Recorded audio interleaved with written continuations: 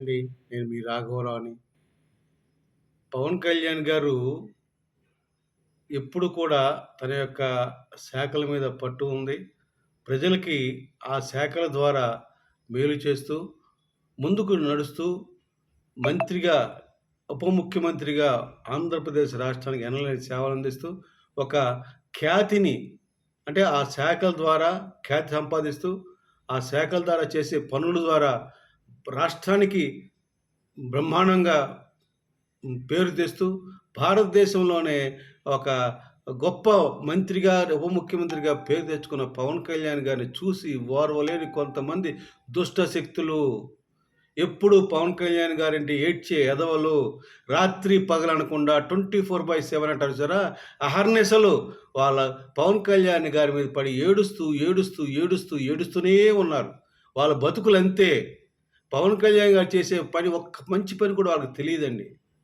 ఏవండీ 79 సంవత్సరాల చరిత్రలో అటవీ పుత్రులు పట్టించుకున్న ఒక్క రాజకీయ నాయకుడు లేడు.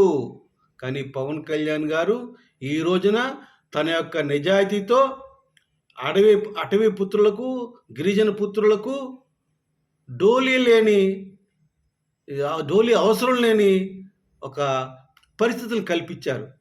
ఇది నిజంగా ఎప్పుడూ జరగలేదు ఇది భారతదేశం చరిత్రలో. ఇది మొదటిసారి జరుగుతుంది. అంత ఉన్నతమైన విలువలు పాటించే పవన్ కళ్యాణ్ గారంటే ఎందుకండి ఎదవలకి ఏడుపు? పంచాయతీరాజ్ చూడండి మీరు. ఎంతమందికి ఎన్ని రకాలుగా సేవలు చేస్తున్నాడు. 1,00,000 గుంటలు తవ్వాడండి. అండర్ గ్రౌండ్ వాటర్ పెరగడానికి. అన్నీ చక్కగా పనిచేస్తున్నాయి. గ్రామ స్వరాజ్యం అన్నాడు. పంచాయతీలకి సరైన అధికారం ఇచ్చాడు. పంచాయతీలకి మహాత్మా గాంధీ కలగన గ్రామ స్వరాజ్యం 79 సంవత్సరాల తర్వాత ఆంధ్రప్రదేశ్‌కి తీసుకొచ్చాడు పవన్ కళ్యాణ్ గారండి. ఆయన పంచాయతీరాజ్ శాఖ మంత్రి గారిని. అందరికీ మంచినీళ్ళు ఇస్తున్నాడు. జల్ జీవన్ మిషన్ అని చెప్పి ప్రధానమంత్రిగా అది ముగిసిపోయినా కూడా, స్కీమ్ లేకపోయినా కూడా పవన్ కళ్యాణ్ ప్రత్యేకంగా అభ్యర్థించడం వలన ఆ స్కీమ్‌కి ఆ డబ్బులు తిరిగి ఇచ్చేటట్లు, అంటే మనం కొంత ఇస్తాం, వాళ్ళు కొంత ఇస్తారు. ఆ విధానంతోటి దాన్ని కొనసాగించి మన ఈ రోజున ఆంధ్రప్రదేశ్ ప్రజలందరికీ మంచిని అందిస్తున్న మేధావి, నేత పవన్ కళ్యాణ్ గారు. అటువంటి నాయకుడు అంటే ఎందుకు ఏడుస్తున్నారని వీళ్ళందరూ? కేవలం అటువంటి నాయకుడు ఉంటే, అంత నిజాయితీపరుడు ఉంటే, ఆయన సొంత డబ్బుల్ని ప్రజలకు వెచ్చిస్తుంటే, రేపొద్దున మమ్మల్ని ఎవరు చూస్తారు? రేపొద్దున మాకెవరు ఓటేస్తారు? ఈ ఈ యొక్క మంచితనం చూసి మాలాంటి ఎదవల్ని ఎవరు పట్టించుకుంటారు? మాలాంటి దొంగల్ని ఎవరు పట్టించుకుంటారు?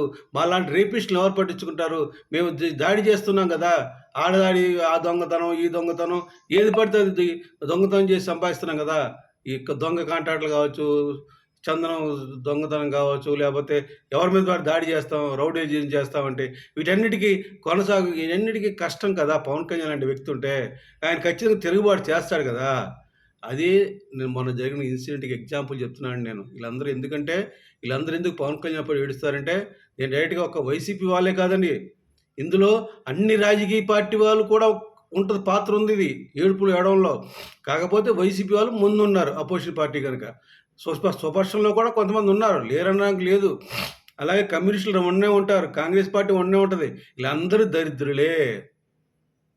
మొన్న యొక్క శ్రీశైలం ఎమ్మెల్యే బుడ్డ రాజశేఖర్ చేసిన వెధవ పనికి ఏమైందండి?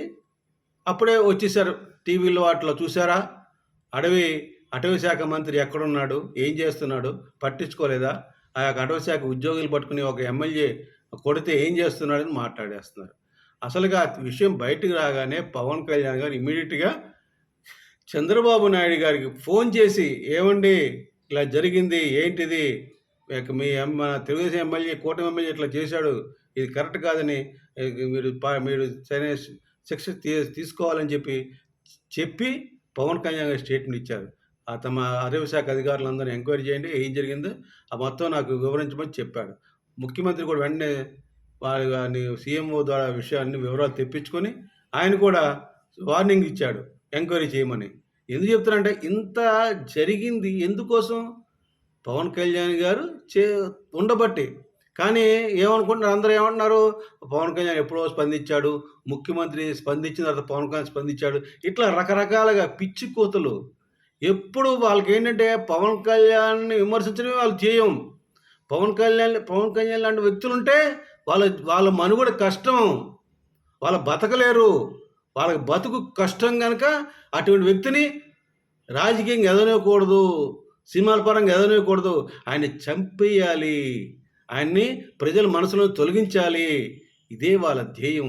ఇటువంటి నీచ నికృష్ట ఎదవల్ని ఆ భగవంతుడు ఎప్పటికీ క్షమించరని ఆయన వేడుకునే దేవతలు, నేను కొలిచే దేవత అందరూ కలిసి ఈ యొక్క నిష్ఠ దరిద్రుల్ని ఖచ్చితంగా వాళ్ళ శిరస్సు, ఒక్కొక్కరి శిరస్సు 1000 ముక్కలైపోవాలని ఆ ఆ యొక్క దేవతల్ని నేను కోరుకుంటున్నాను.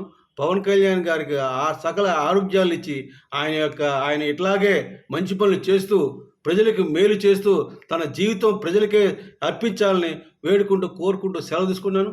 జై జనసేన, జై హింద్.